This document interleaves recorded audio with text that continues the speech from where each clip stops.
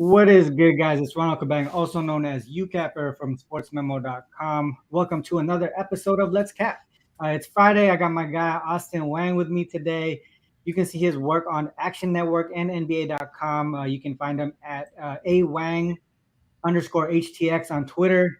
Usually we have our guy YBB with us on Fridays, but we had a last minute conflict. So, he did leave us with some nuggets, and we'll share those when we break down the Mavs and the Warriors game later. But before we get into the NBA playoffs, Austin, like I mentioned briefly earlier, you have work published over at Action Network and NBA.com. There are people out there that want to get into sports media eventually, right? So sort of like be in your shoes someday, or even probably working on it as we speak. But can you talk a little bit about how you got noticed by Action Network and NBA.com, and any advice to those who are listening that eventually want to work in sports media? Sure. Yeah, that's really cool. You called me a member of the sports media because if I think about it, it's really been a lifelong dream of mine. And while I'm not doing this as a full-time career, I'm happy to share my experiences and my advice for the audience. I've been betting back since 2005, and I think it was around 2015, 2016 is when I realized I actually had a knack for betting. And I wanted to continue to hone in on my craft. So I think it was around 2019 is when I stumbled upon Killer Sports SDQL, and that's when we connected and we started getting to know each other. So and it just I was blown away. What an amazing tool that you could use. And I spent hours on this shit, man. Just like you start doing some queries, and like all of a sudden like 2 hours have gone by, and I'm like, man, this is crazy. Like just just diving into all these trends, historical data, and I was hooked.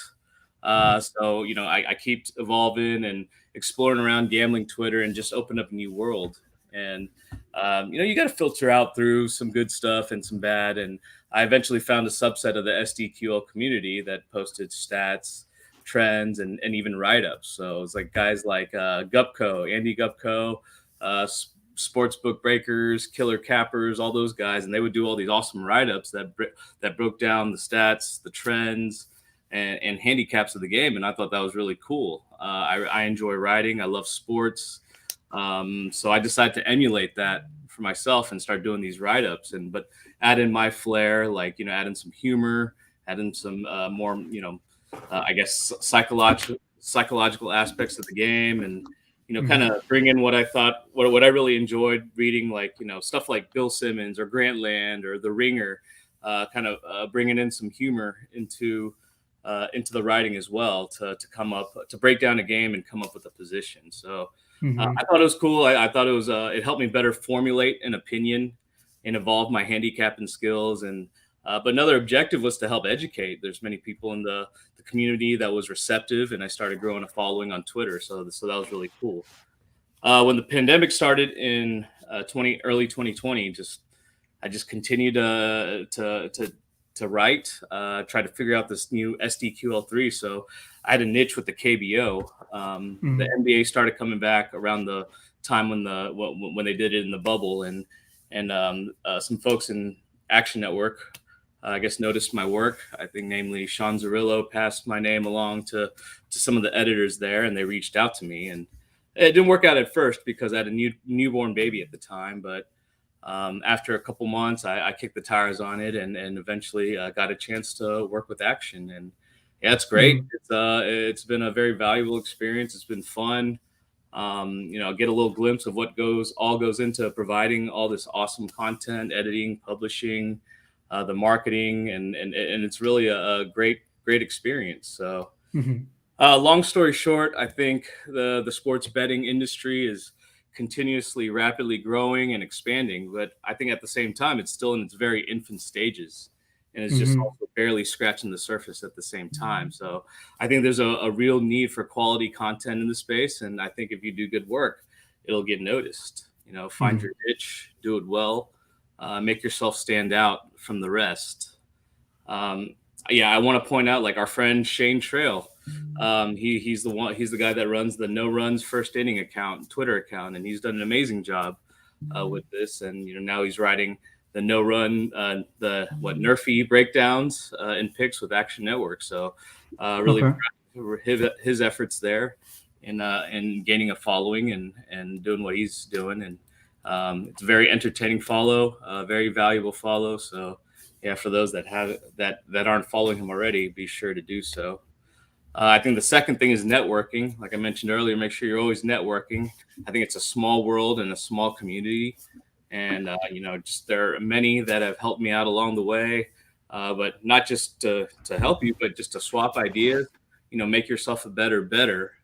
For instance, yourself. We've swapped ideas and got to know each other over the years, and I think it goes a long way when you're trying to connect with other folks and Mm-hmm. evolve and move forward in this industry.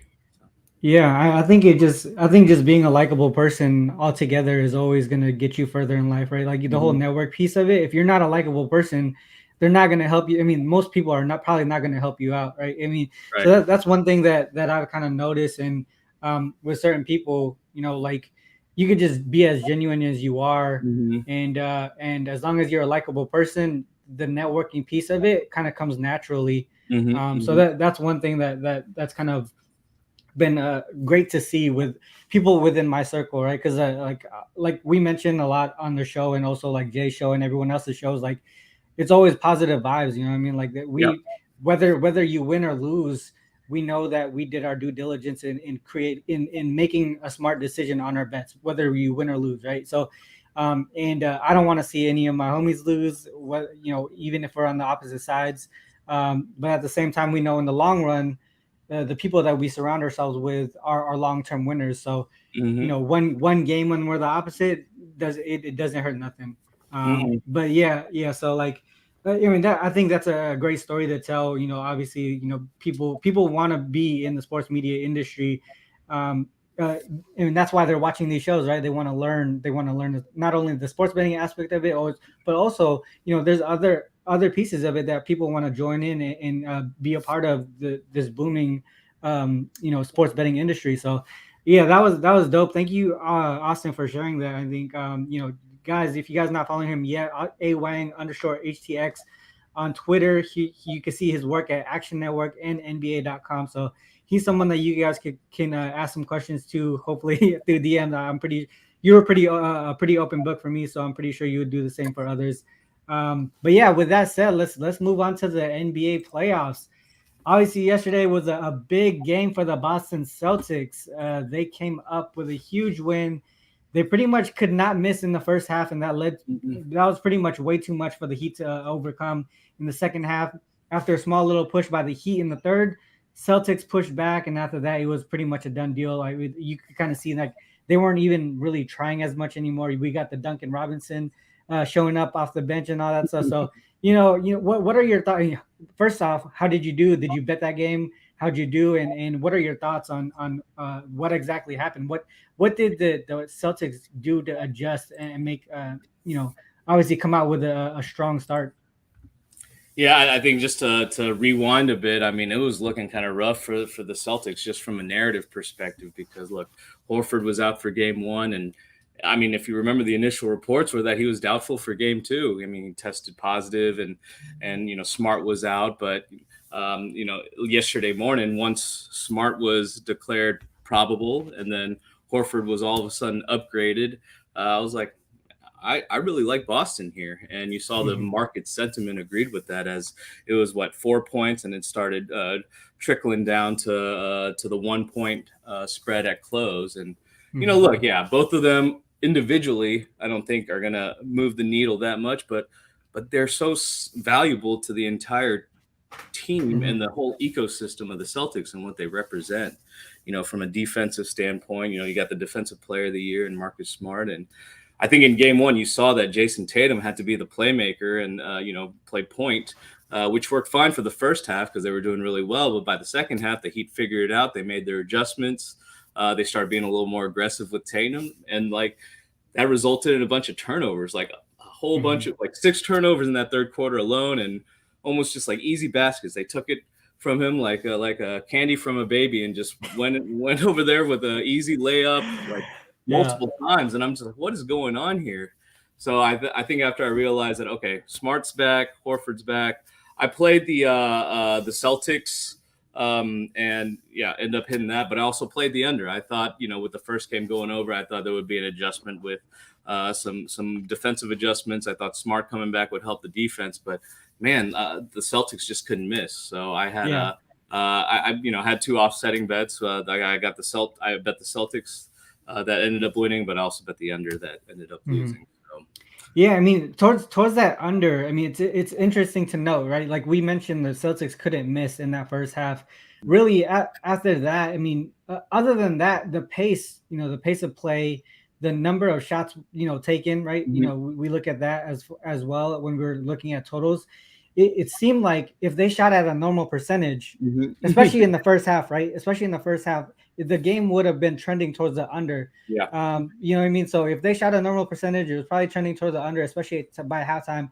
Then after the half, obviously the game was out of reach, right? So no one was really playing defense anymore. Initially in that first maybe 5 to 6 minutes in that third quarter, when Miami tried to slowly push into that lead, you can kind of see that the pace slowed down a little bit. And then once the Celtics pushed back, got the lead back over 20, then they're like, all right, fuck it. I'm not going to try. You know what I mean? I'm not going to try no more. So it ended up going way, way over. So to me, I think in game 3, the early look might be towards the under. I don't think they shoot the way that they did again, even if they're going to be at home. But to me, without doing any research, that's probably the way that I'm going to look initially and see where it goes from there. Yeah, I tend to agree with you, man. Yeah, it's so funny. It's like every time you've been on the under, I'm like, oh yeah, well the tempo is where we want it to be, but then, exactly, the tempo shots, and then of course once it gets to a point of a blowout like it was yesterday, it becomes sort of a coin flip at that point. Especially these teams are going to start just jacking up threes. They'll bring in their reserves, and they're just going to shoot threes at every chance possible to try to catch up. So yeah. Just kind of it becomes a coin flip when it gets to that point there. Exactly. All right. Well, that takes us to today's game, Mavs versus Warriors. I think the line. Let me see if the line has moved. But when I last saw it, is at -6. It's still at -6. Open at 6.5. So we can see a little bit of a line movement coming down towards the Mavericks here. The total is at 214. I'm seeing some 214.5 right now. So people looking towards the over in this one. Initial thoughts, or where are you looking on this one?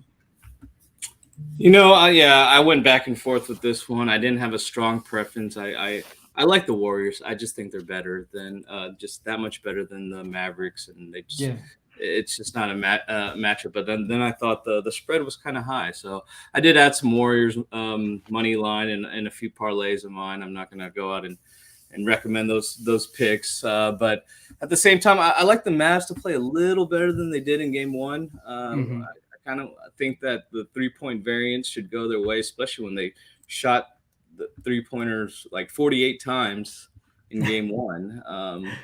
We were all on the Warriors in some form or fashion. I think we knew that, the Mavs are going to struggle given the whole letdown aspect of a 7-game series, upsetting the number 1 seed. So I think they'll play a little better in game 2, but at the end of the day, I like the Warriors to win again. I don't know if they'll cover the spread, but with the way the Warriors can score the ball at such ease, I can see another blowout happening in the third, fourth quarter, as the Mavs start getting a little more fatigued. And I mean, Luka just needs some help. He didn't play that well, but he didn't get much help from some of his teammates either. So if they're not going to step up, then it's going to be a quick series for the Warriors against the Mavericks here. But I did like the under. I think both of them are two strong teams to the under. The pace in game 1 was slow. Both have really good defenses. So I would veer towards the under here.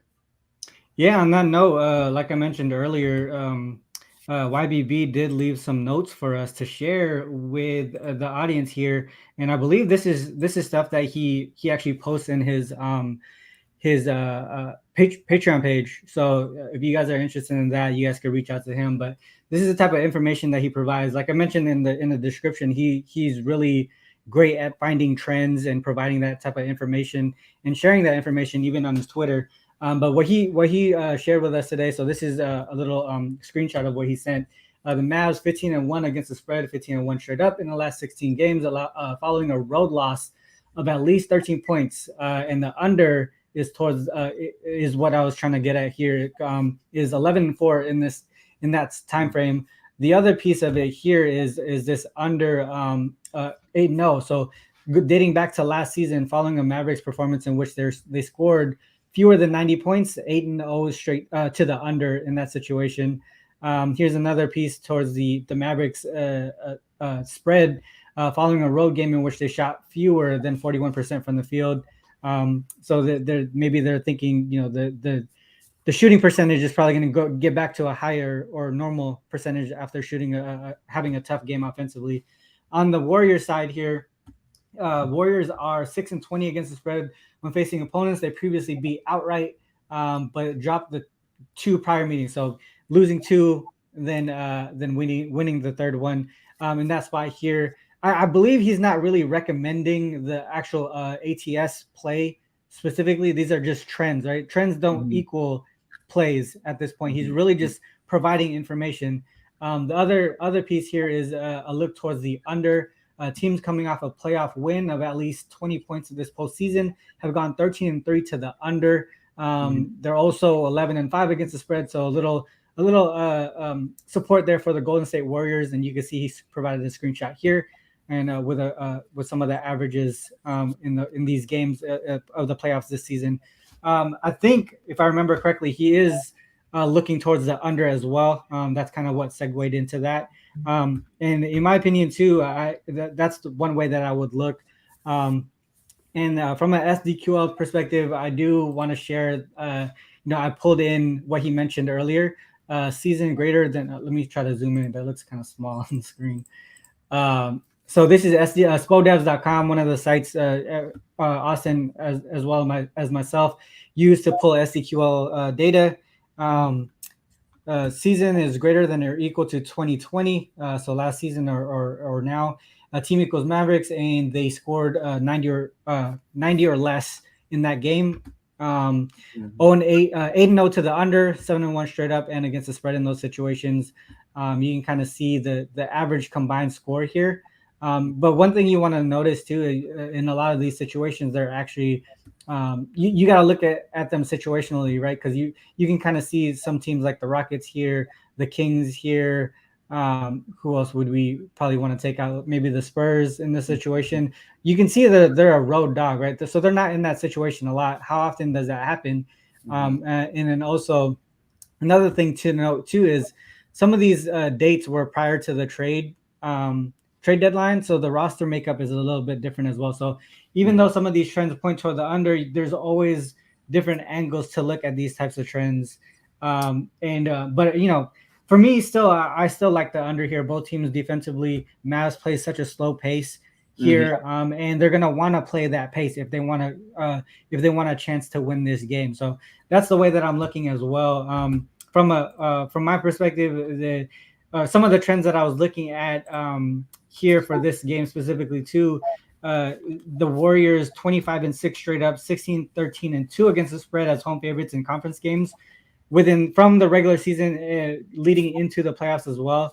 And if you add that they're playing a team with a winning record, 14-2 straight up, 11-4-1 against the spread, support there for the Warriors. And then some of the trends that do well in the regular season, sometimes they don't translate into the playoffs, but this is one that does. Warriors have been dominant in home games in the playoffs, 7-0 straight up, 5-2 against the spread in the playoffs itself. So they play these situations throughout the whole season well, right? One thing to note here on the Mavericks side, and I'm gonna run this through SDQL so you guys can see it being written, like typed out as we go. So what I want to show is the Mavericks in revenge situations.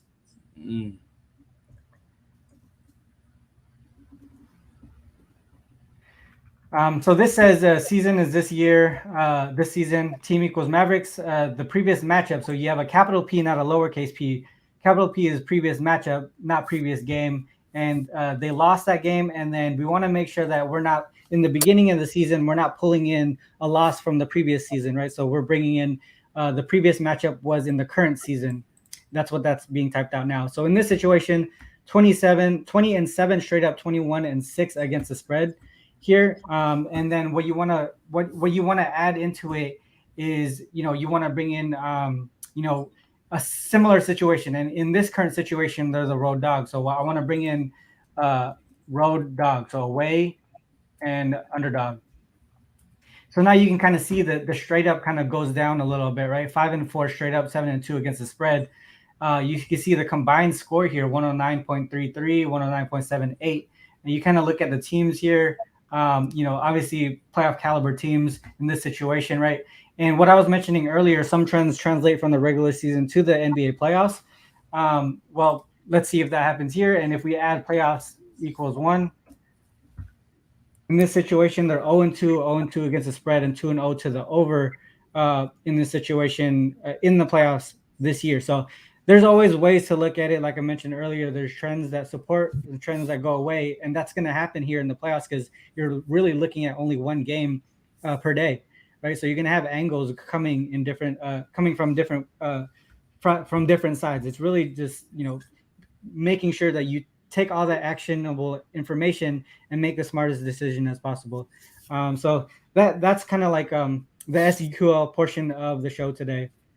Exactly. I love it. Yeah, I love it. I want to add in not just the revenge spot for the Mavericks, but even if you look at just the previous, if the Mavericks off a loss, take that, replace that uppercase P with the lowercase p, and it's just as strong. They bounce back hard after a loss, and their against the spread record after a loss is really excellent. So yeah, a couple of good angles favoring the Mavericks here that we shared. Mm-hmm. Yeah, so I mean, like you can see there as a handicapper, you're seeing angles supporting both sides, and what do you do in that in that situation? For me, and this is something that I probably should have done yesterday because I had support on both sides. I ended up playing the Miami Heat and I lost. I took that last minute and I was like, well, I made a bad decision. I'm not going to do that again today. If I see support on both sides as strong as they are in this situation, I'm likely not going to go ahead and place my money on that game. Right. So that's something that I want to, some information that I want to provide for you guys that are watching here. So that's the NBA playoffs, right? We just recapped yesterday's game. Let's see. Did either of you cap the Warriors after a previous matchup win versus? I believe you touched on that, right? Austin, did you touch on that, or maybe that wasn't? Oh no, it was one of YBB's, right? Yeah, it was one of YBB's trends, Chris. Yeah, he did show that. He was looking at that, and it is the opposite side. It is a fade towards them. But so that's the NBA playoffs. We recapped yesterday's game. We talked about today's game. Do you have anything official on today's game, Austin? No, not yet. Like I mentioned earlier, I just included some Warriors money line on a few parlays that I did. I'm looking towards the under, though. I might want some action. I'm liking that angle on the under. So that may be something I put in before the game starts today. Yeah, exactly. For me, I don't have anything official on this game. I think I'm probably going to look into the second half, see how the first half goes. And just, if it stays close, there's probably a way to find possible adjustments that each team makes. I mean, we've been watching these teams all season long. Two top teams in the West. We kind of know the coaching angles that these guys make towards the second half when in certain situations. So that's probably something I'm going to look at during the second half, depending on what the score is in that situation. So for me, nothing official. WNBA, I'll probably share some stuff. Mitch, I'll share some stuff probably on Twitter, possibly. I did post some plays on sportsmemo.com for purchase. I don't know if you guys seen the tweet earlier, but I do have a special going out there right now for WNBA and NBA. So take a look at that. One last thing before we close out, I did mention during, earlier this week, I was going to give out a card. Here, this Luka card. It's on Dallas Mavericks and Golden State Warriors Day. So I'm giving out a Luka card. And, one supporter that I want to shout out real quick, someone that's been supporting me for a very long time. He's going to win this card. Mitch Armstrong, you, sir, are winning this Luka card. I'm going to send that out to you. So I'll DM you. Congratulations on that, sir. You got a graded one too, so that's super special. Wow. Yeah. So, Mitch, I'll hit you up in the DM. Again, guys, thank you guys for supporting, man. Just showing up. This channel has grown within the last, the week and a half that I started, and really it's because of you guys, and I really really appreciate that. And obviously this is the end of the show, and I always want to close with this. Please remember, whether you fade us or follow us, it's on you to make that call. Good luck on all of your action. Till next time, peace.